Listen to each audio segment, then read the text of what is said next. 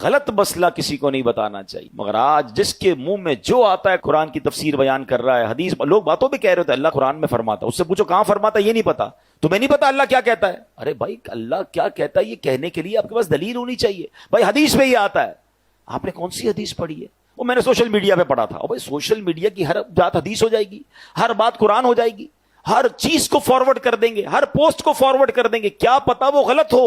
اور باقاعدہ پلاننگ کے ساتھ قرآن و حدیث کی غلط انٹرپریٹیشنز سوشل میڈیا پہ فلوٹ کی جا رہی ہیں کہ آپ کو نہیں پتا قادیانی لابی کیسے کام کر رہی ہے، معاذ اللہ قرآن میں وہ تحریف کر رہے ہیں، اور ہمیں تو آتا جاتا کچھ نہیں، جو پوسٹ آئی آگے بڑھا دی، جو پوسٹ آئی آگے بڑھا دی۔ آپ یاد رکھیے اللہ قرآن میں ارشاد فرماتا ہے وَمَنْ أَظْلَمُ مِمَّنِ افْتَرَىٰ عَلَى اللَّهِ كَذِبًا، اس سے بڑھ کر ظالم کون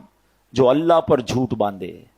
اللہ پر جھوٹ باندھنے کا مطلب کیا ہے کہ اگر کوئی یہ کہے کہ اللہ یہ فرماتا ہے، اللہ کے رسول یہ فرماتے، تو اللہ رسول پر جھوٹ باندھنا ہوا نا، نہیں فرمایا انہوں نے۔ کیا آپ کو پورا قرآن یاد ہے؟ آپ کو پوری حدیثیں یاد ہیں؟ ہر پوسٹ کو فارورڈ کرنا ہے؟ کتنی من گھڑت حدیثیں، کتنی من گھڑت روایتیں سوشل میڈیا پہ فلوٹ کر دی جاتی ہیں، مسلمان اس کے ساتھ چل رہے ہوتے ہیں۔ ایسا نہ کریں،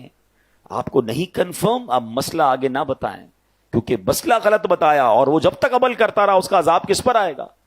تو ہمیں بیسٹ طریقہ تو یہ کہ اگر کوئی دینی پوسٹ فارورڈ کرنی ہے، بلکہ خود بھی عمل کرنا ہے، کسی عالم دین سے پوچھ لیں۔ اب آپ کہیں یار ہر پوسٹ میں تو روز کی پتہ نہیں سینکڑوں پوسٹیں چلاتا رہتا ہوں، تو واجب تو نہیں آپ پر ہر پوسٹ کو لائک شیئر کرتے رہنا، اور اگر آپ کا پھر بھی شوق ہے تو میرا مشورہ ہے کہ آپ dawat-islami.net یہ ہماری ویب سائٹ ہے جہاں روز کی اوتھنٹیکیٹ علماء کرام، مفتیان کرام سے اپروفڈ پوسٹ، حدیثیں، قرآن کی آیتیں آ رہی ہوتی ہیں، وہاں سے لیں اور شیئر کر دیں، ثواب بھی ملے گا اور آپ مطمئن بھی ہوں گے کہ جناب یہ اوتھنٹیکیٹ ہے۔ ورنہ ایسا نہ ہو کہ غلط مسئلے آگے فارورڈ کرنے کی وجہ سے ہم بھی گناہگار ہوں۔ اللہ مجھے اور آپ کو ایسی احتیاط بھی نصیب فرمائے۔ انسان ہے نا ہم بھی، جیسے میں بیٹھا ہوں بیان کر رہا ہوں، مجھ سے بھی غلطی ہو سکتی ہے، لیکن اگر کسی بیان کرنے والے سے بھی غلطی ہو جائے اور اسے پتا چل جائے کہ بھائی آپ نے آیت ٹھیک نہیں پڑھی، حدیث صحیح بیان نہیں کی، یا مسٹیک ہو گئی ہے، سلپ آف ٹنگ ہو جاتا ہے، شرمانا نہیں ہے،